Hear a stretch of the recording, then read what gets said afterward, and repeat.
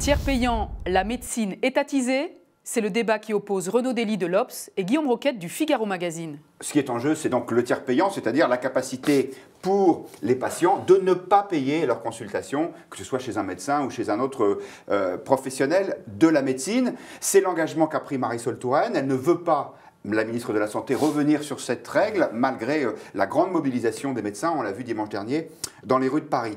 L'objectif, il est simple, c'est le tout gratuit.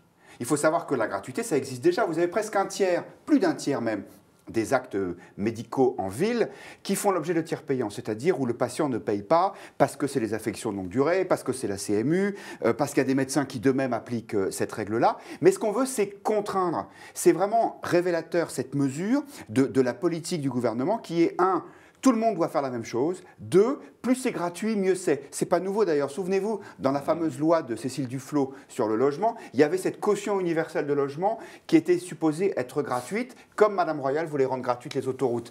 L'idée que quand on paye, il y a une responsabilité, il y a une sorte de relation d'égalité entre un prestataire et son client ou son patient, ça n'est pas dans le logiciel de la gauche. À mon avis, c'est quelque chose de rétrograde. Oui, je crois pas ça. Je pense que c'est pas l'idée de la gratuité qui est en cause et c'est pas la volonté d'imposer la gratuité à tout un système. Forcément, la médecine est payante et elle le demeurera. C'est simplement qu'il y a aujourd'hui 3 à 4 millions de patients qui ne sont pas en mesure, pour lesquels c'est difficile, je pense que ni vous ni moi nous sommes concernés, mais pour lesquels c'est difficile de payer un médecin. La médecine, c'est un service public, c'est un service auquel tout le monde devrait pouvoir avoir accès sans difficulté. Et ça, pour le coup, c'est un acquis du fameux modèle social français qu'il faut faire perdurer, qu'il faut conforter. On le voit d'ailleurs aujourd'hui avec, de l'autre côté de l'Atlantique, la réussite finalement du fameux Obamacare, la réforme de santé portée par Barack Obama, et qui aujourd'hui a porté ses fruits. Le bilan est positif 4 ans après son adoption.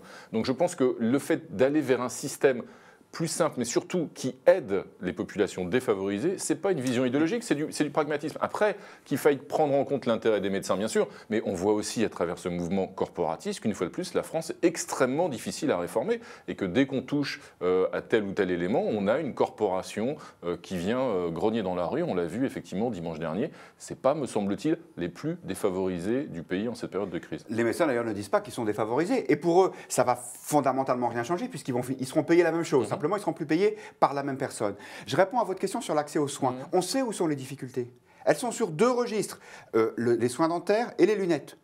Ne me dites pas qu'on est obligé de rendre la totalité de la médecine française gratuite pour résoudre ce problème-là. Ou alors c'est vraiment vouloir avoir une réponse disproportionnée. Moi, ce que je pense, c'est que derrière ça, il y a une idée.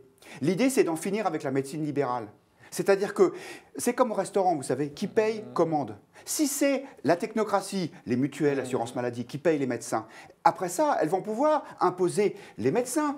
Vous allez chez un tel et pas chez un tel. La liberté d'installation va être remise en question. Il y aura une surveillance des médecins pour savoir est-ce qu'ils ne prescrivent pas trop de médicaments comme ci ou comme ça. Encore une fois, c'est une logique étatiste. C'est ça, moi, que je conteste. Alors vous dites, il faut se réformer. Eh bien justement, soyons clairs, la santé, le financement de la santé, c'est un problème abominablement complexe pour tous les gouvernements de gauche comme de droite. Parce que c'est de plus en plus cher, parce que la population vieillit, parce que la demande de soins augmente.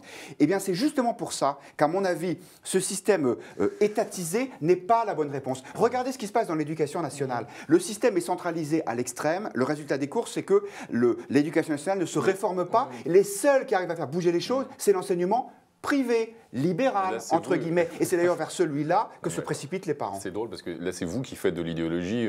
C'est pas forcément un gros mot pour moi. C'est loin de moi l'idée que ce soit une insulte. Mais vous dites qu'il y a un projet maléfique de soviétisation, en quelque sorte, de la médecine à travers cette réforme du tiers payant. Encore une fois, on ne parle que du tiers payant. Mais pour le coup, ça concerne des millions de gens au premier chef. Et c'est vous, à l'inverse, qui faites du modèle libéral et de la privatisation un modèle qui serait par nature bon en soi dans tous les domaines, dans l'éducation, dans la santé, dans les transports, etc. Ça me paraît un tout petit peu excessif. Moi, je ne crois pas au fait qu'il y ait une volonté d'un gouvernement qui serait idéologisé dans un sens justement d'étatisation. Pour le coup, le bilan de ce gouvernement depuis 2 ans et un certain nombre de gestes, et même plus que ça, de réformes qui ont été faits à l'endroit des chefs d'entreprise, du monde de l'entreprise privée et même de recul ou d'abandon de promesses du candidat Hollande, qui pouvait aller dans l'autre sens, démontre que c'est un gouvernement qui est essentiellement, me semble-t-il, pragmatique. Le système de la réforme du tiers payant qui est proposé par Marisol Touraine, il est appliqué aujourd'hui dans 11 pays, un système similaire, en tout cas vraiment approchant, dans 11 pays de l'Union européenne aujourd'hui. Ce n'est pas une invention française, ce n'est pas une exception française. Donc qu'il faille encore une fois entendre, mais vous le disiez vous-même, ça ne changera rien demain pour les rémunérations des médecins libéraux. Simplement, il faut évidemment qu'il y ait une question de délai et de système qui doit être simple. Je suis d'accord qu'il ne faut pas qu'il y ait une montagne de bureaucratie et de paperasse qui engourdissent le système. Comment voulez-vous l'éviter ? Comment voulez-vous ? On est en 2015, Guillaume. Il y a quand même peut-être des moyens aujourd'hui informatiques, de progrès technologiques qui peuvent permettre de résoudre assez rapidement.